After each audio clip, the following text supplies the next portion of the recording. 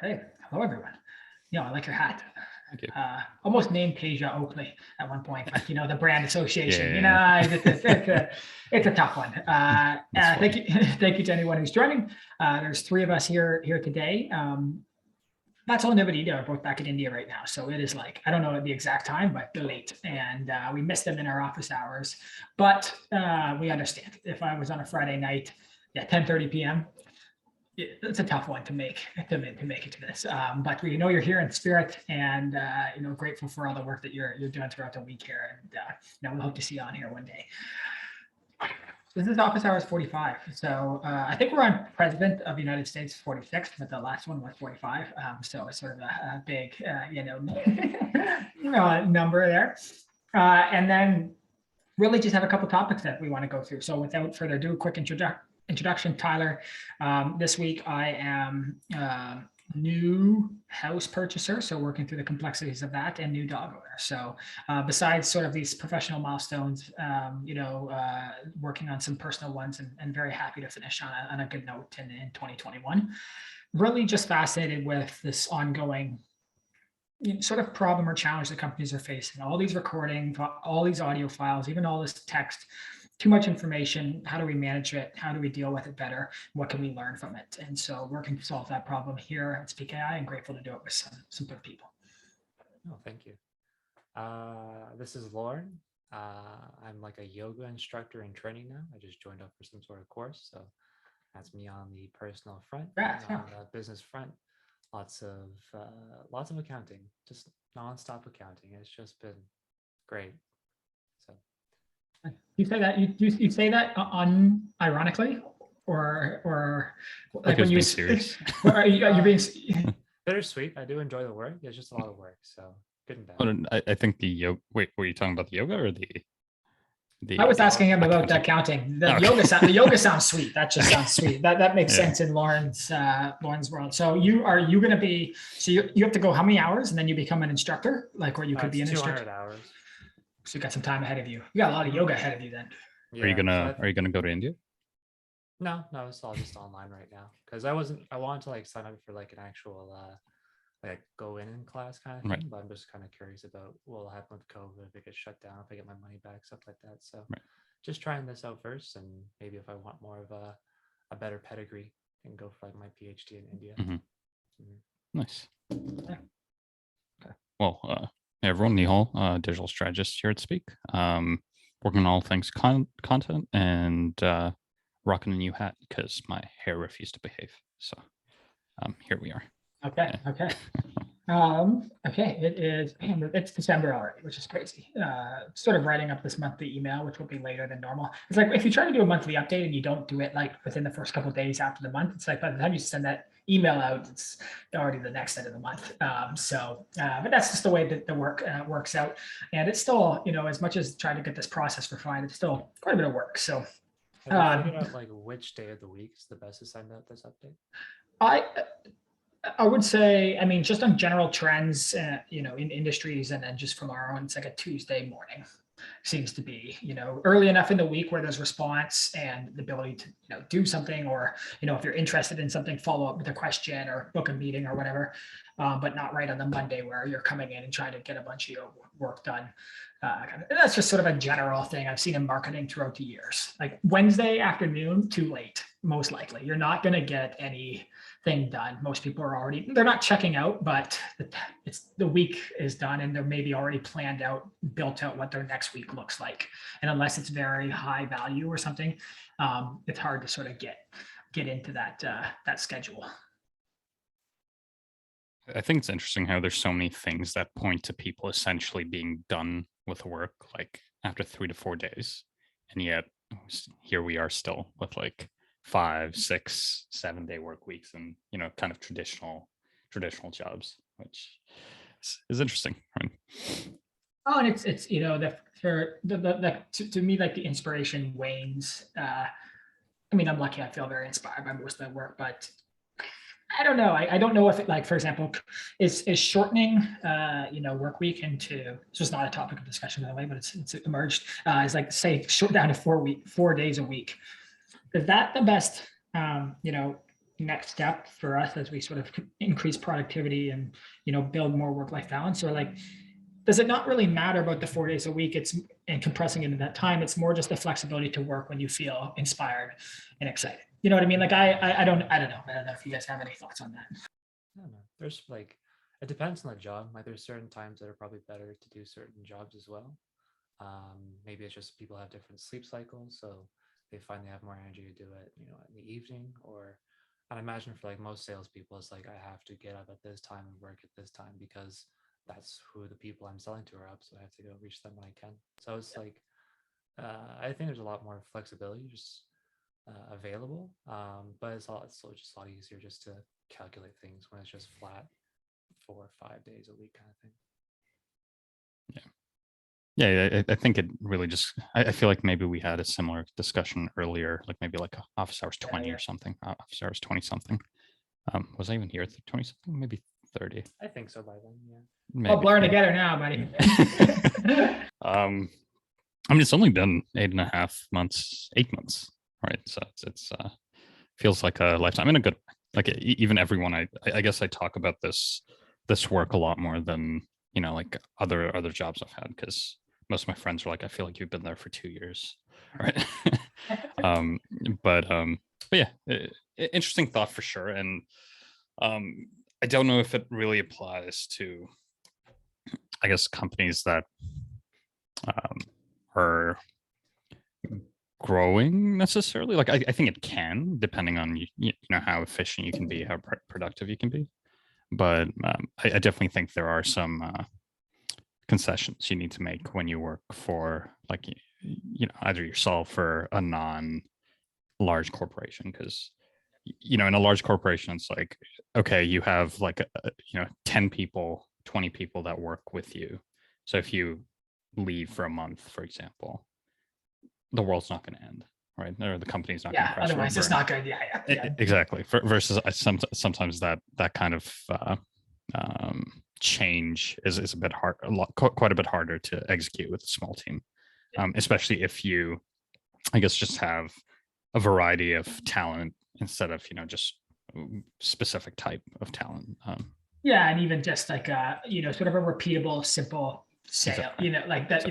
Some of the we'll talk about that, but it's just like some of the complexity of tasks that people come to us with, because of sort of what we're doing, are not just like stick anyone in there and they're going to have all the answers. Half the time I don't have all the answers there, and I need to do some research or talk to some people to figure out what's best. So I guess last week we talked about, towards the end, I think that's what made a great point of like, how do we provide value for people who are here watching this. Part of that is people who are possibly Speak users and just want to follow the team and maybe get some updates. And then other ones are like people who are maybe following more of a startup journey, entrepreneurs, and then other people maybe just supporters and then the last group is like people who maybe just somehow come across this on YouTube, which is pretty limited because of even how we sort of structure the titles of these office hours and stuff. But still, I've seen a little bit of that happen. And one of the things that we've implemented, talk about it too much, is this like intercom. And the thought last week was like, what questions are we getting asked during the week, and then how can we answer those in these office hours? And hopefully that then turns into better resources for our end users, and then even figure out some ways for us to sort of build strategy to how to answer those questions in a more repeatable, scalable way moving forward. So I just want to go. I don't want to spend. Some of these questions are pretty like nitty gritty things that like don't really have that much of an answer that we can give. But I want to go through a couple of these very quick, not very quickly, but quickly enough, and then we'll go into some of the other topics. And maybe just some thoughts on like, are we doing this the right way, or is there a better way to do it? Because one of the questions that came up a couple of times last week was, so first of all, how does the 14-day trial, how does it end? So we have a 14-day free trial on Speak. Within that, you get access to all features, and you get 60 minutes of free sort of transcription and analysis. And a couple questions have emerged from that in the last couple of weeks, specifically this last week. What happens at the end of that trial? So that's one question. Someone asking, can I extend this trial? And then, with that, one question is like, will I get automatically charged at the end of it? Yeah. So I mean, I because we do have help documentation that addresses that, right? And so, if you go to, well, we're trying to still figure out our help subdomain, but one of our articles on that topic is, like, how does the free trial work, or what happens at the end of my free trial? And so to address that point, like, just to make it extra clear, like, just added in the fact that since we don't ask for your credit card information, right? Like, our free trial is credit card free. You sign up, you only enter your information when you decide to use the platform and pay for it. So there's no need to worry about getting auto charged, because we think it's skeevy. Like, in general, it's a very skeevy business practice to just, hey, get this free trial, and then you're charged $200, right, at the end of your trial. Like annual plan. Exactly. So I think now hopefully we can just shoot someone a link, hey, here's like an article explaining everything you need to know about your free trial and like the end of your free trial. If you have any other concerns, just reach out to our team again. The second one was the extension of free trial. Yeah, the extension of the free trial. Yeah. And I think we've discussed that a couple times, where we're more than happy to extend free trials. I guess from our end, it really just depends on a use case and possibly what that arrangement looks like, right? Because obviously we don't want to like end up in a situation where we're offering certain customers maybe more time than other customers, unless it's I guess something that we actually learn from as well, right? Because I feel like it's a question of fairness sometimes, and how we kind of get that message across. Well, it's the delicate balance with all of it, right? Which is, you sign up, and I've had multiple occasions where I signed up for a platform, and they've made me put my credit card right there, and in some cases, it's like, you know what? Okay, I'll go ahead. Other ones I've actually just backed out of the sign-up process because I'm like, I don't like this. I don't like the way they presented it. I don't think the value is actually there. But in some ways, it's a validator that this person has like a willingness to pay or is serious about the product that you're developing. Then I think there's the second part, which you're saying, which I think is sort of, I wouldn't say repulsive, but it's like, I just hate the auto charging of it. And it's like everyone knows, at the end of 14 days, your credit card is going to be automatically charged. I still don't like it. I actually think there's laws now against it in certain geographies that you can't do that. So I think there is, there's been pushback by consumers on that. One of the things that I also really liked, I've seen one of the subscriptions that I have right now. I have too many subscriptions, like most of us these days. It will message me, say 2 or 3 days before, and say, hey, your subscription's about to renew. 𝗲𝗏𝗁 did that, and because of it, it actually built up a lot of consumer confidence and like trust and loyalty in the platform. That is, hey, hope you had a great month in 𝗲𝗏𝗁. Just wanted to let you know your credit card is about to be charged. If you didn't find value, please, but whatever. Anyways, nice message. And I actually saw that message get shared over LinkedIn and Twitter because it was just a good practice in how to communicate with your customers.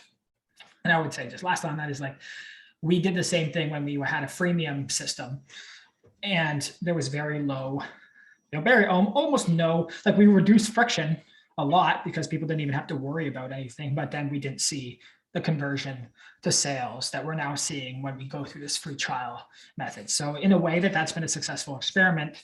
And I find the less you do, the more you reduce the friction, the more you're going to get low quality people, emails, explorers who are never going to actually pay for your system. So just a thing I guess I've learned, not just in our product, but even, Nihal as a marketer, it's like, how many form fields do I put on this contact form before it lowers the conversion rate, et cetera, et cetera. Yeah, because I think to your point, sometimes it's almost shifting the mindset from, we want to help everyone, to who has, who among the people that we want to help have, their pain is strong enough that they're willing to take a chance on, like a product they came across, essentially. And hopefully when they take that chance, we deliver on that trust that they've kind of given to us, right? So, which, I think informs why a lot of companies that maybe do go the B2B or enterprise route almost exclusively don't do self-serve signups, right? It's all, let's get someone to talk to you and help you figure out whether this platform is right for you, right? So your time's not really wasted. We're maybe not wondering, left wondering whether or not you'll find the platform useful. And you kind of go from there. But then flip side is obviously you'll get a lot less people running through the platform, stress testing your system, right? So finding that balance is always fun. All right, any thoughts on this?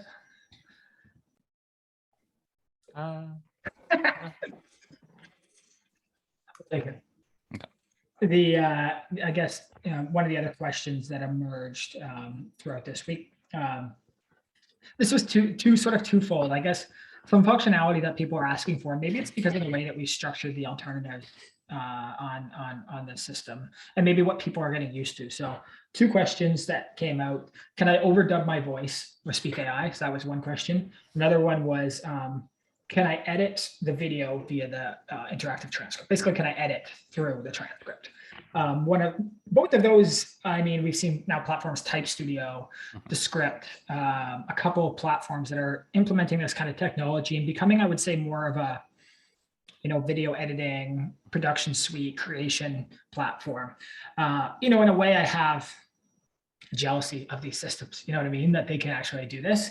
And in other ways, it's like, not that the fact that we aren't doing that is a good thing, but it's like we're differentiating because we're focused more on the analysis side. We've actually had people come from, Descript or other places to say, awesome, I edited this final polished video, or I got all these interviews all edited up, but now I want to do some analysis on them. And that's where we can come in. So unfortunately, no, right now you cannot overdub your voice. It's an amazing feature, and saw a use case for this in one of our own customers the other day, where the overdub feature would have been and for anyone, overdub is like, basically you can record your voice, it will understand your voice and generate it. So if you made a mistake in a podcast or a conference, you can basically edit it. And that editing ability, this is, specifically this is Descript doing the best job at that, is allowing you to basically insert your voice in an area where you made a mistake. Very, very powerful, beautiful thing. I remember that was Descript buying Lyrebird, which was actually a Montreal-based AI research team to bring this technology into that company. So that's also the pleasure and privilege of having big money and also have a starting group on to be able to gather that cash and then make acquisitions like that. And then the same thing, editing with the transcript, really powerful feature. Speak has the interactive transcript, but you can't, for example, backspace or delete sentences, and then that edits the final output of the video. And I guess just your, any insights that you guys have on that. Is that something we should be doing because people were asking this, or, do we say, no, that's not the lane that we're in, and, we're not going to prioritize this right now? What emphasis do you think we have on like video editing? And that I feel like we don't really do too much on the actual video. It seems like it's most of the editing is taking place on the actual transcription.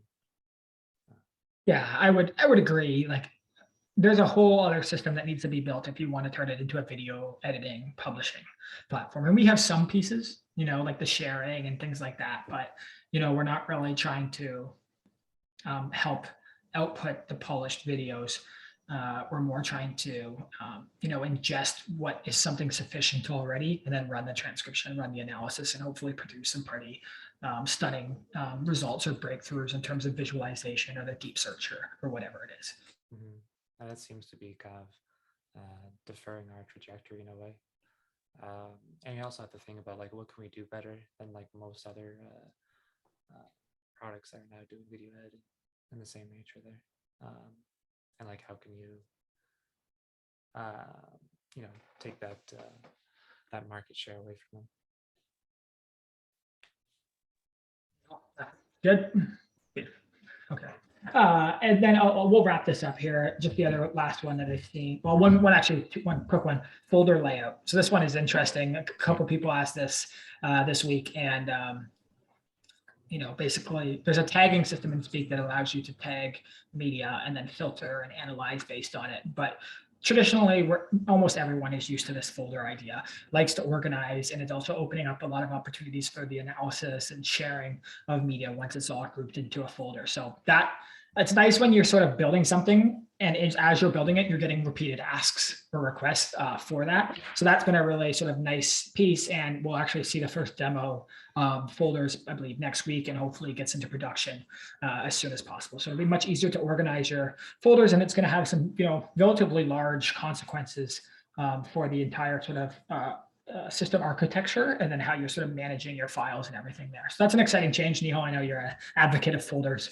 I think since you first even came here, it was one of the things that that you said. So an exciting update for us for just the organization of media. How soon along do you think that's coming?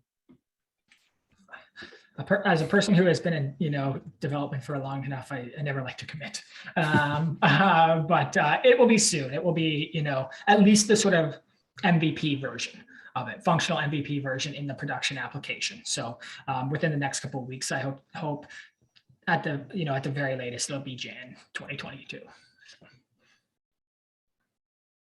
Good. Okay. And then last one has been like a question around sort of this idea of like, can I take survey responses from other applications and put them into Speak? And one of the things that almost all of the platforms are then exporting it in this sort of CSV format. That format can be supplemental to Speak, or it can be, it just needs a little bit of configuration. But we're lucky enough to have sort of this CSV import ability. So if you have, say, 100 text-based survey responses, and you want to run analysis and sort of cluster sentiment, visualize, and then even maybe search and sort of surface the most positive or negative, or really themes or patterns that you're looking for. If that's in a CSV, there's a couple of column labels that if you put that column label in, you can dump the whole thing in at once and then run the analysis on it. So that's very exciting and nice to see some people asking us for that. And one of the things we found was that there are systems that are running analysis or sort of capturing the survey responses, maybe even running some simple analysis. But multiple times this week, we love the way that your system is sort of structured to bulk analyze files. And then also the sort of this explore page, and then the auto categorization with people, brands, locations, and other ways to configure it. So just again, a couple great moments of sort of product market fit or repeated requests from high value customers or ideal customers that then can move ahead and use our platform. So I'll wrap up there. That was the questions from Intercom this week. Hopefully, people probably in Intercom or will not see this video, so they're probably going to keep asking these questions. But I'm sure we can figure out, just like what we've talked about, build it into help docs and make sure the answers are there when they ask it. So I talked too much during this section. I'm sorry to everyone, especially YouTube. I would like to now open it up to 𝗲𝗏, who actually you came with a couple of topics today, just one that you'd love to pick off the top there. Sure. What's a fun one? I feel like we could get through this quickly, but just kind of initial thoughts on outreach attempt number one. Maybe, things that went well, things that we hope to improve upon. And the third point could be, how we maybe visualize what scaling that process looks like. From your side, you were doing a bit of outreach yourself. What are my thoughts? Yeah, like you did. I think you were doing a little bit more smaller amount personalized outreach. I don't know. Do you have did you get, say, 10 and then any responses? Can we use that to sort of extrapolate success? Yeah. I think so from my end, I feel like, and it's tough to really know, right? But for example, when you do get reached out to, or when you have people trying to connect with you, right? For better or for worse, I sometimes feel like title and kind of perceived seniority within an organization plays a role. At least this is my hypothesis, right? Like perceived seniority in an organization plays a role in how likely someone is to also respond to you.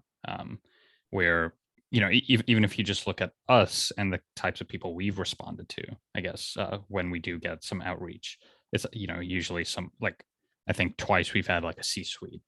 Other times we've had like, team leads or like head of sales, whatever it is.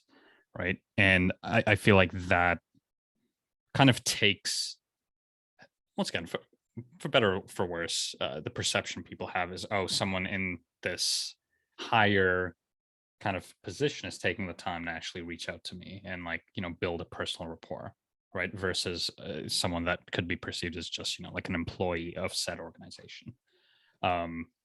So that's one hypothesis that I'm wondering about.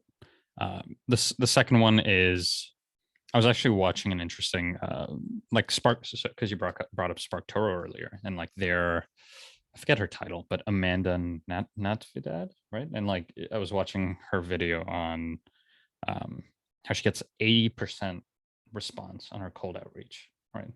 Which is nuts. But her entire thing was slow organic relationship building, and then you make that connection. So it's, let's say you want to reach out to and I mean their space is a bit different, right? Because they're reaching out to influencers and kind of thought leaders, people like that. So I feel like her strategy is, okay, I have my eyes on reaching out to someone.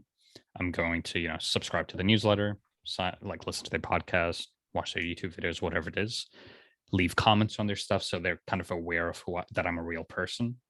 And then, when I kind of make this cold outreach, it's almost like a lukewarm outreach at that point, right?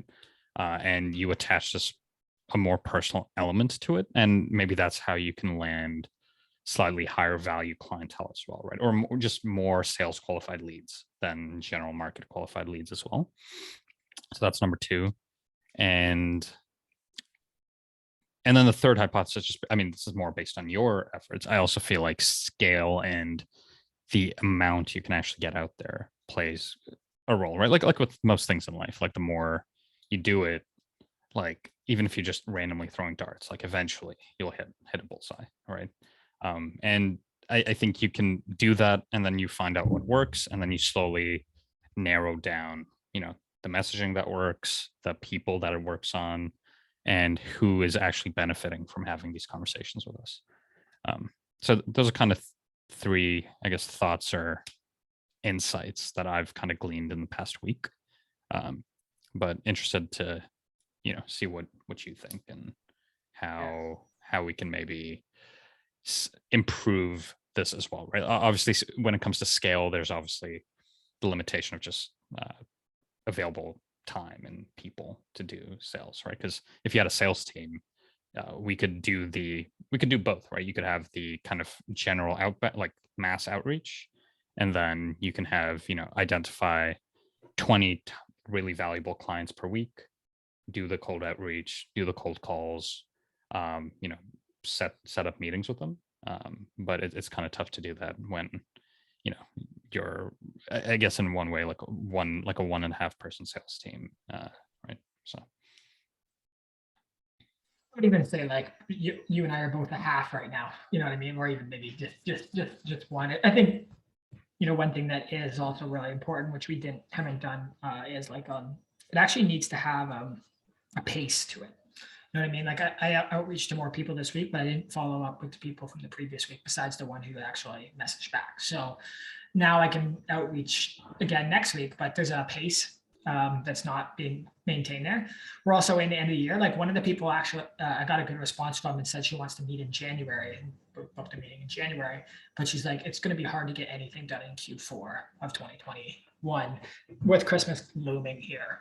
Is this the best time to outreach? And sometimes maybe it's a good thing because people are looking at what they want to do in the new year and how to best proceed. But in other cases, it's a busy time of year where people are thinking a lot more about personal things than even professional things. So that's one thing that I've seen. I agree with the like higher up, at least perceived to be, the easier it is to get those conversations. I still think it comes down to, is the value proposition strong enough to make it work? Like if the value proposition is strong enough, it shouldn't matter if it's coming from you or me or anyone. It's just like, holy crap, this is I really want to explore this. And if I think we're not there yet, and that's shown by the open.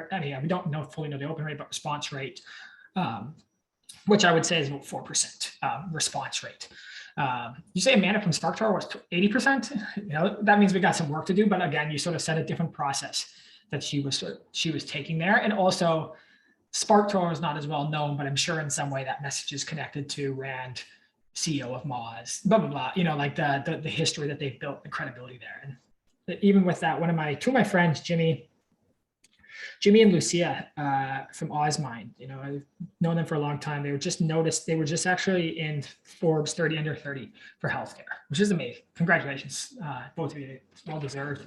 But even something like that, where it's like the signature in your email, if they, you know, put Forbes 30 under 30 in your email, probably going to get a higher response rate than some unknown people, right? So there's so many ways to build credibility and your access based on who you are, how you represent yourself, and then the perceived value of the work you're doing or there. So, and then, yeah, it comes back. I know I'm rambling here, but it's like the value proposition part. I was showing you, Nihal, like in the early, when we were still recovering from the pandemic, I did a bit of marketing work for a client and, you know, set up some Google ads for them and was like, basically looked at it and was like, it was a 99% reduction in their cost per conversion. And that's like that's a strong value proposition if I'm outreaching and I'm building a case study for someone. So how can we make that with Speak? You know, like, you know, obviously can't make these numbers up. We need to measure them, but it's like, you know, 95% reduction in the transcription cost and turnaround time to manage media. But like that's not good enough. But even now, as you are ordering professional transcriptions on the platform, Speak will pop up and said you've shared or you've saved 55 hours of time based on, say, 1 hour of media and 4 hours that it takes for a transcriber to do it. So if we could extrapolate and say, hey, the hourly rate of your team is $250 an hour and you save 55 hours, we've saved you X dollars if you had done it yourself. So there's ways to sort of build that value proposition and that the outcomes are valuable there. And like, we did one last part that sort of goes upon this is we're lucky we have some, you know, someone with some really good sales experience sort of helping us out and even taking a look at some of the sales calls that we have. And, you know, some really good insights around, you guys are doing a fantastic job, obviously valuable what you're doing, but you're in a call like that, you're not actually exclusively asking the prospective customer or customer, what is the impact of this to you if this is successful or if this is implemented? And you shouldn't be giving that answer. They should be talking it out and it should make sense. And that's something that we need to let happen more. So it doesn't, you know, go specifically to this email outreach, but transforming it to the impact on the end customer is something we need to be taking a little bit more of an approach. And I even had an investor conversation this week where I took too long to get to our customer and the impact, and I could see that conversation was not headed in the right direction because of it. Spent too much time on the tech and the application of the tech and not enough on the value for the customers and what it means for them. And you know, because of it, the conversation was not as powerful as it should have been. I wanted to ask like more about the actual outreach that happened this past week, like how much was actually done, like who you're outreaching to. Did you have like a target, and is it like too soon to really come to any sort of conclusion? Like how long do you usually wait for someone to get back to you before you consider it like a failed outreach? If you're cold outreaching, this is maybe someone's laughing at when I say this. I got emails up, and I emailed people last Tuesday. I got emails up till Wednesday this week. It's basically a week for a cold outreach for someone to get back to you. But then I've seen one, I don't know if you remember him, Oscar at Innovation Works. He used to do 12 emails. You know what I mean? To the point, at one point, it would be like, just stop messaging me. And then he would keep going till it was like, all right, you're persistent. I'm going to give you a chance. And there is that sort of transitory moment.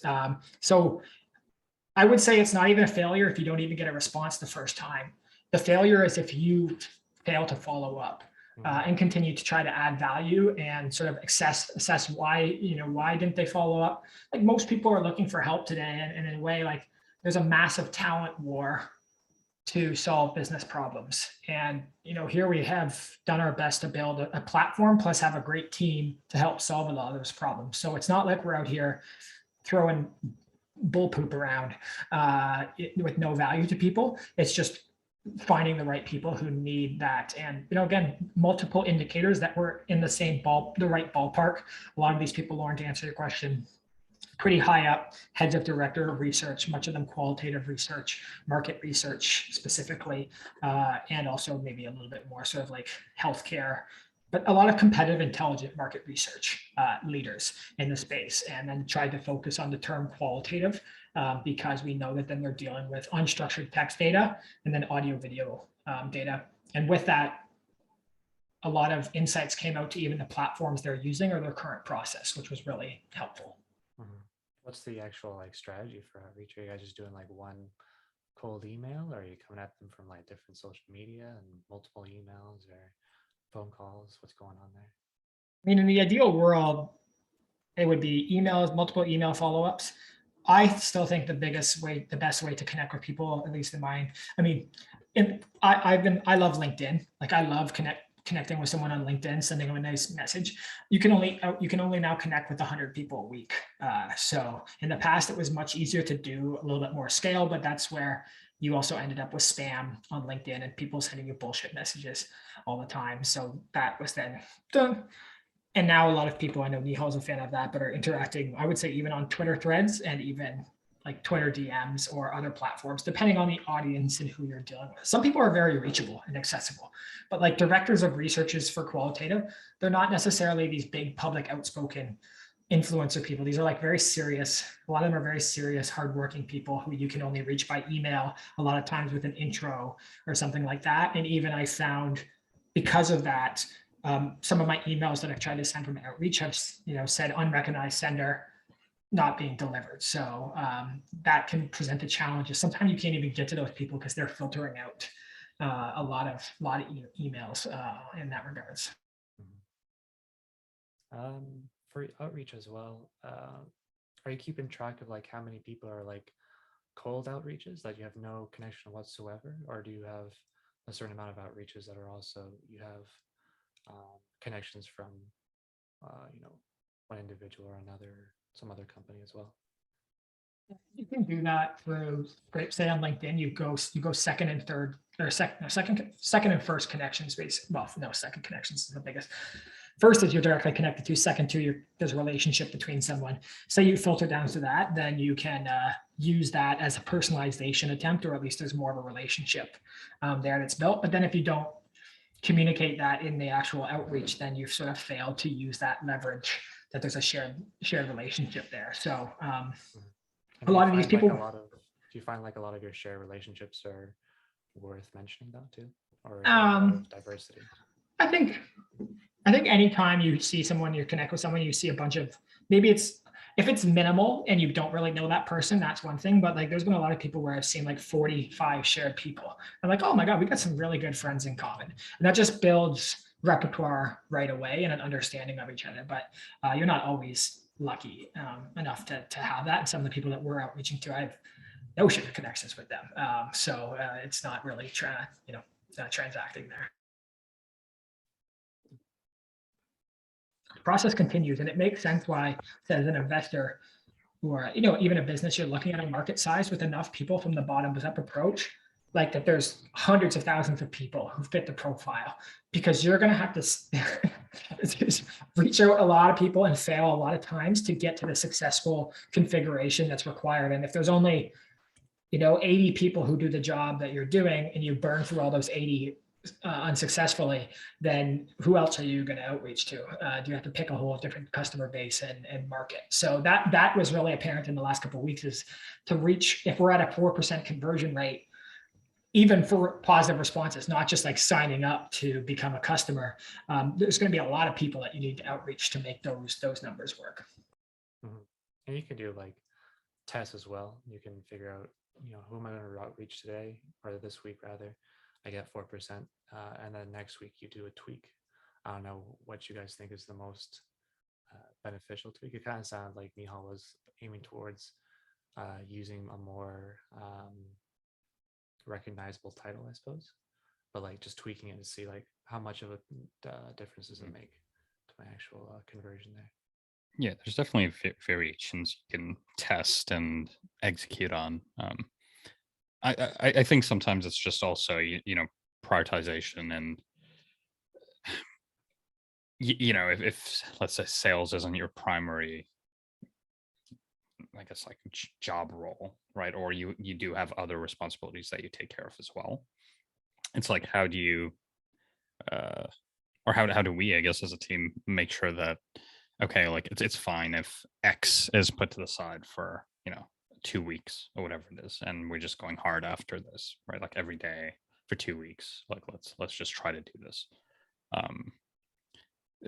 Is it, honestly, at the end of the day, it's just scale and also just experience when it comes to, I guess, building out certain like sales channels, right? Because for example, from my end, I feel like my strengths lie more in terms of like support messaging and, you know, basically help draft messaging that can be used in outreach, versus maybe the actual outreach element isn't necessarily something like I enjoy, right? Like it's not really the thing I want to do. But then it's, once again, the flip side of that is, if it's just something we have to do, it's how do I adjust both my mindset and also just the way I schedule my responsibilities to execute on that specific action as well. So Weird too, right? Like because of some of the other work that we've all done together, Mhm. product development, onboarding, website messaging, like we had someone who signed up for an annual plan at the start of this month. You know, it's still not crazy, but say, you know, $1,200 Canadian. Never had a conversation with them before, you know, signed up months ago and then came in and signed up out of seemingly nowhere. I don't know why. Yeah. And I mean, I like the outbound outreach is amazing, but I just love this idea of this self transaction that just took place. And obviously, you know, maybe even without a conversation, we created enough value for them through our brand, product, the output of our transcription and analysis that they decided to sign up. That's beautiful. You know what, like when something comes together like that, it's very exciting. And of course there is the need for the outbound channels. Like you're never going to hit that volume if you don't start outreaching to people, but to see that there's a system in place. Like most of our new customers coming from organic search and signing up because they maybe they had a brief conversation with us on intercom, or, you know, maybe hopped on a 15-minute call just to see that we're real people who care about what we're building. And it's like, if we could just hit the scale, we could scale that up tremendously. You know, that's really a dream. Like 1,200 is not that much for a year, but repeat that many, many times over. It can add up pretty quickly in terms of it. So as much as, you know, Nihal, I know we're working on sort of outbound sales, it's like the self-serve platform that we've built has a lot of room to grow. And we're working on that too. Because I think even, you know, the bias in me is that while outbound is an important part of any organization's growth, the ideal system is inbound, right? Like ideally, you're just providing enough value through your content, through your actual product, through how you educate people, that, like Tyler said, they'll go through the entire kind of from top of the funnel all the way to actually signing up and paying for the platform without ever necessarily interacting with someone on your team, right? Because I think the two sides of that are, that becomes a very that's a super high like return on spend acquisition, versus, you know, outbound just by sheer hours put into it, unless you're landing a multi, you know, $1,000 or multi-million dollar deal, or, you know, the cost of that can add up quite quickly, right? So for example, if you hired like, let's say we hired a sales rep, and, you know, you're paying them their salary, whatever that might be, and they go through, I don't know, like 2 months. I mean, it would be pretty rough if like a sales rep like went 2 months without closing a sale, because then there's larger problems there. But, you know, it's not a repeatable system in the sense that, okay, if you have a really good sales rep and then they leave, right, for better opportunity, whatever it is, unless you've actually built that system into your company, you've basically lost one huge acquisition channel for you, versus if you actually build out a inbound system, for the most part, that's evergreen, right? Like obviously you need to update specific information as technology changes, as the way people work changes. But most of the time when you've provided enough value organically, like people just keep coming to you as an expert source, right? As a brand versus an individual that convinces others to use your platform. And I feel like that's finding that balance is key to any kind of marketing and sales cycle. But also sales, the nice thing about Outbound too is I think it really informs inbound marketing and the type of content we create as well. Because, you know, as you're doing this outreach, let's say you do get some positive responses, you'd even land a call. But then once you're on the call, they let you know, oh, like, you know, I'd love to use your platform, but you're missing XYZ. That would make this something we could switch to. And you take that to your marketing team, you take that to your development team, and, you know, you build around that as well, if it's valuable enough. So, yeah. And just like you said, like in the past, there was a more egotistic version of Tyler that was like wanted to help the you know, a brand, you know, like some of that, like the thought leadership that has an impact on the success of the business. And I still, you know, there's still the need for that. And you see very successful companies because of it. But like the idea that someone can find value in what we've built without even knowing who I 𝗲𝗲𝗁 is, basically anyone, that's like true value. That means you've created something of value. And that's very exciting. And that is not that that's the goal here, especially in the short term. It's just like, someone then can then take that over and probably even optimize it further pretty seamlessly. And that's from a creating a business standpoint, that's very valuable. Hard part is yeah, just filtering the noise and getting all these different requests to do different things, like, you know, overdub and interactive transcript editing, and figuring out like, what do I not want to prioritize? Because you can only do so much. And I had a really interesting conversation with a large tech firm the other day, who a lot of people think about sort of standardized products that they've built, but yet as they're going deeper into some of the fields that they're going into, they are having to build custom solutions for everything. So it's like product, repeatable growth, product, you know, and then as you hit your wall of resistance, or the growth slows there, that's when companies move upstream and go to more enterprise custom solutions. So it's this weird sort of back and forth cycle that always commences. I like where we are right now, and we've got a great system to sort of allow us to do both. And in some ways, again, always we talked about this for opportunity, but then some challenges that emerge. But overall, we're continuing to see growth, and that makes us happy here. And it's been a great 2021.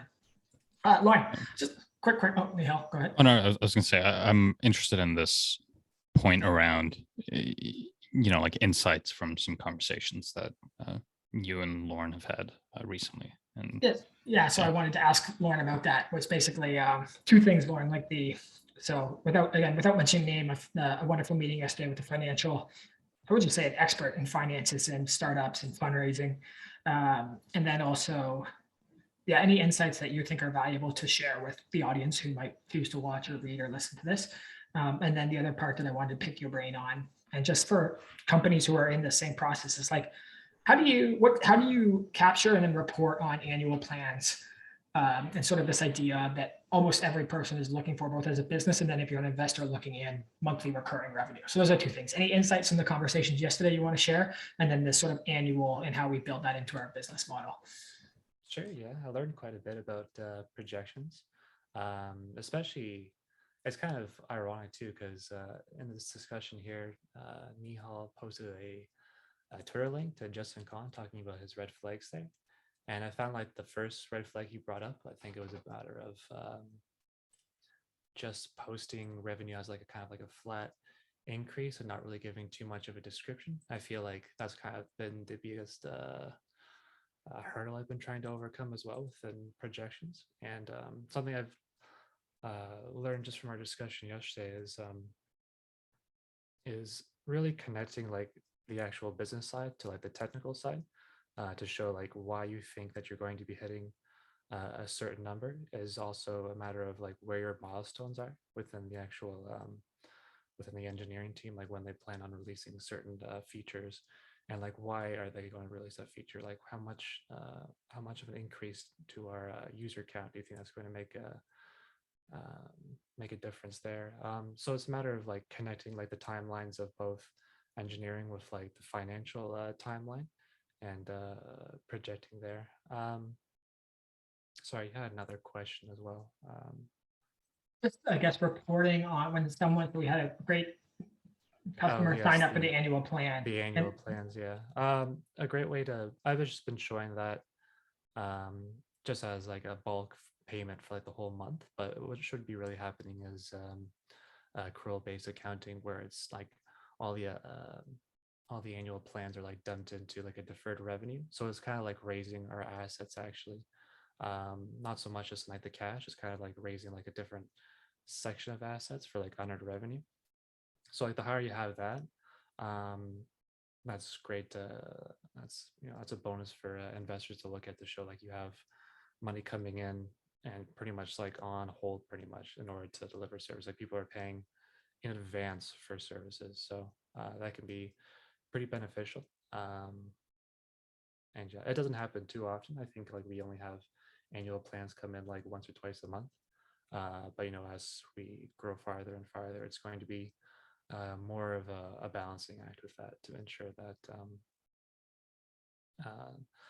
that you probably want to try and get more annual revenue as opposed to just monthly revenue. And then at that point, you also have to incentivize, like just beyond like a discount, like are there different products available for like annual subscription payers? Is there different like services as far as just customer success and things of that nature? But yeah, there's a lot of opportunity to just change the products that we're offering, just based on how soon we want people to pay, I guess.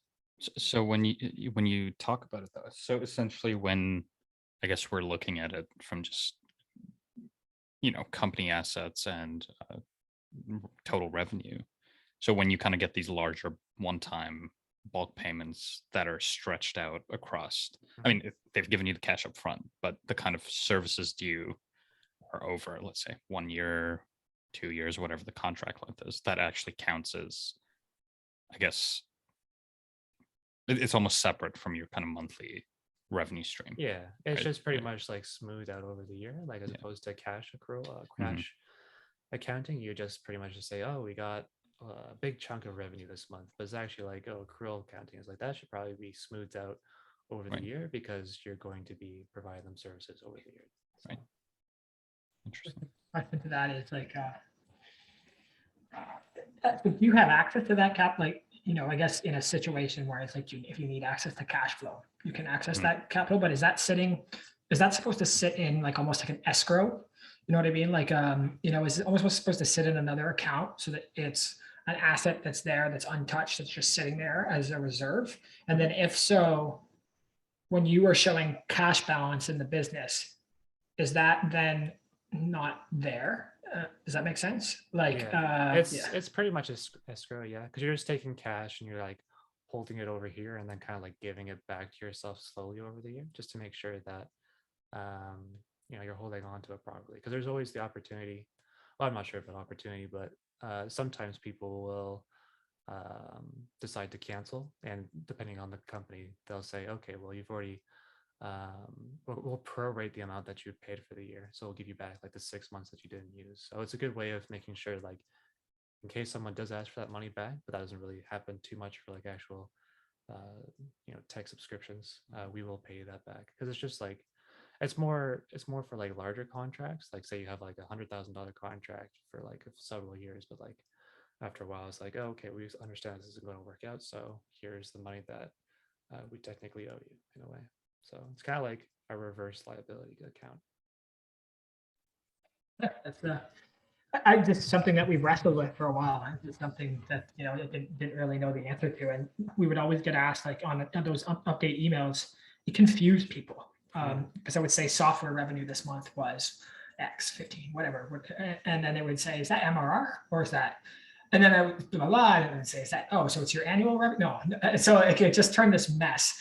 And, you know, what I realized and what I got a great advice from a very successful friend said, you know, build the metric to be MRR, report on that every month, and also align your team around that. That's, you know, that's a very valuable metric.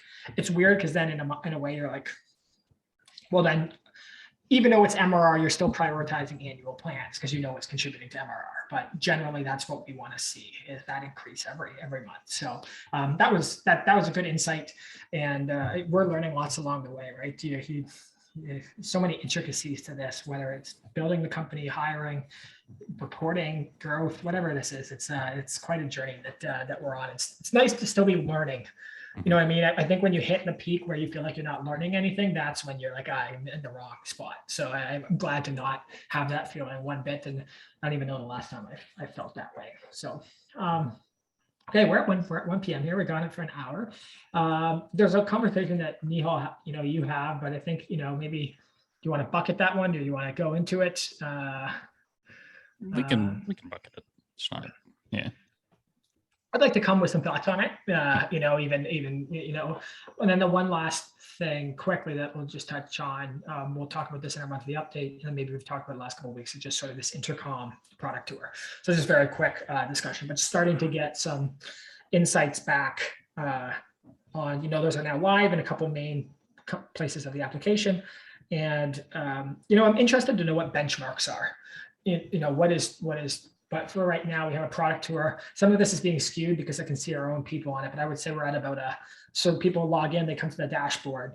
I'd say we're at about a 20% completion rate. That's a lot of steps in that tour. But it's great to see the people who are going through it. And I'm really interested to ask maybe for some feedback about how we can improve this. And excited, I guess I didn't need to bring this up, but I'm just excited to have this in the system and then monitor and figure out, you know, are the people who are actually going through the onboarding experience, for example, are they actually converting into customers at a higher rate? Are they talking to us more and asking us questions? What happens to someone who completes an onboarding versus who doesn't? And is that making any impact on the success of the adoption of the product? So grateful for all the support. Vatsil and 𝗕𝗏𝗏 did a fantastic job linking this and sort of solving the intercom dynamic web application challenge. And those will be live, and we'll continue to sort of report on those. And, you know, 𝗍𝗲, the topic that we'll talk more about next week is like, why is data visualization important? There's some nice visualization of the performance of these, and it's just helpful to digest and understand that performance in a meaningful way. So, all right, December. Office hours 45. We're almost at 50 here, man. What a wild journey. Anything you guys have to say before we close this out for the week? Happy Hanukkah to anybody out there who might be celebrating this week. Beautiful. 𝗍𝗲? No, nothing too crazy. Like it would be interesting to see maybe, you know, how we kind of open up these. I think we discussed this last week a bit as well, but you know, we have friends in the tech scene. We have friends launching their own products, right? We have people we could potentially bring on for conversations about the things they do, the things we do. And it would be interesting to see how we can leverage that and, you know, create even more value for anyone that does listen to this, and also just for ourselves as well. Because I think bringing an outside perspective always, as we've seen these past 2 weeks, it really opens your mind to, you know, gaps in your knowledge and things that you might not be seeing because you're so close to the things you're building, right? So, yeah. The guy that talked to very successful in sales, like one of the reasons they were so successful is because they're recording all their sales calls and reviewing back and sort of relearning. And one of the requests I actually have it in my Trello board, because we haven't done a good enough job, is like all these office hours are recorded on YouTube, or recorded here and then upload them on YouTube. But I haven't published them on the site and then pushed them to like Spotify and stuff. And for me, I end up listening on Spotify a lot more than watching back on YouTube. So I think we're missing out a chance to obviously distribute what we're doing more, but also even for self-reflection and sort of on the go, learning from the way that we're talking or sharing a lot there. And then at some point, some of the shareable media library that we're working on, I'm excited to have all the office hours into their speak system and see if there's any trends and things that have emerged, and even do a little case study on that. I think there's a lot of awesome opportunity there. So, all right, I send this up. Thank you, everyone. Appreciate it. Take care.